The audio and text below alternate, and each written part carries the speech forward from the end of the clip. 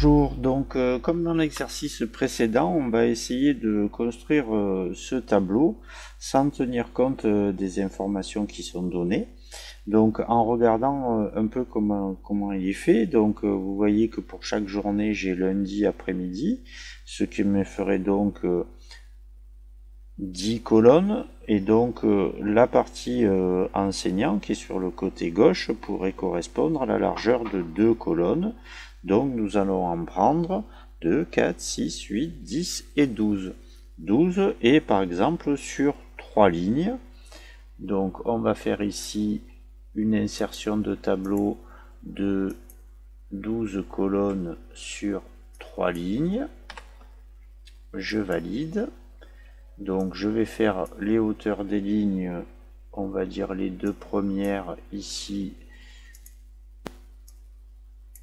de 1 cm, celle du dessous de 2 cm. Et là, qu'est-ce qu'il me reste à faire? Donc je veux voir disparaître la partie qui est là, donc là éventuellement je fusionne, on lèvera les bordures dans un deuxième temps. Il va falloir que je fusionne 2 par 2 les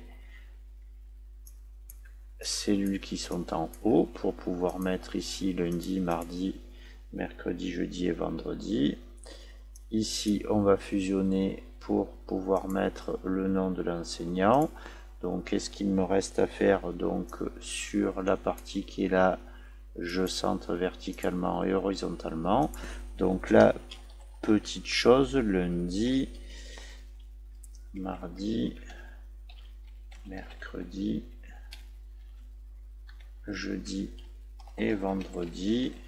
Donc ici, ce que je vous conseille de faire, donc c'est matin, et donc après,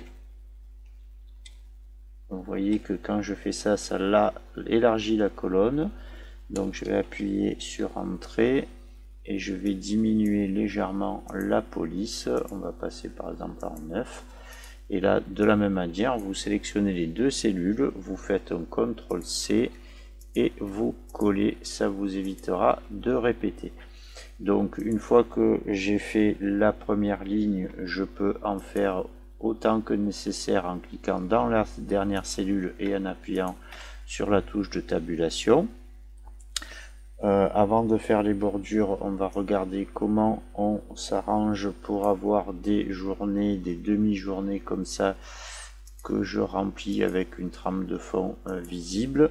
Donc une fois que j'en ai fait une, je peux venir sélectionner et appuyer sur la touche F4 pour répéter. Ça vous évitera à chaque fois de remonter. Voilà. Donc ça équivaut au CTRL Y, mais la touche F4 marche beaucoup mieux. Donc après, qu'est-ce qu'il me faut? Il me faut supprimer les bordures qui sont là.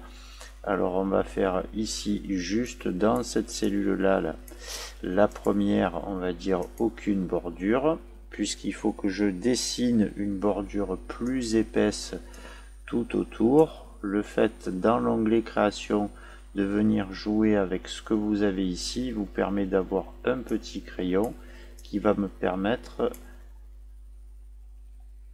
si je fais pas d'erreur, de faire les bordures tout autour. Faites très attention parce que dessiner un tableau vous permet de scinder des cellules. Voilà, une fois que j'ai fait ça, j'appuie échappe pour me débarrasser du petit crayon, et donc éventuellement, bon là je n'ai fait que 5 lignes, mais vous pouvez en faire autant que nécessaire. Voilà, donc pensez toujours, lorsqu'on construit un tableau, de toujours prévoir un maximum de colonnes, parce que c'est beaucoup plus facile de les fusionner que de les fractionner. Alors là, si je masque les caractères invisibles, vous avez encore cette petite info ici, comme quoi c'est une cellule mais qui n'est pas encadrée.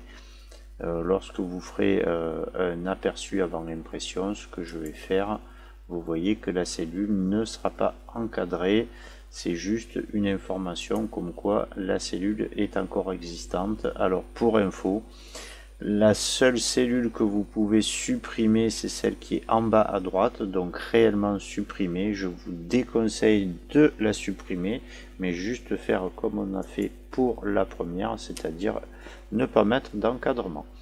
Voilà, je vous remercie et à la prochaine vidéo.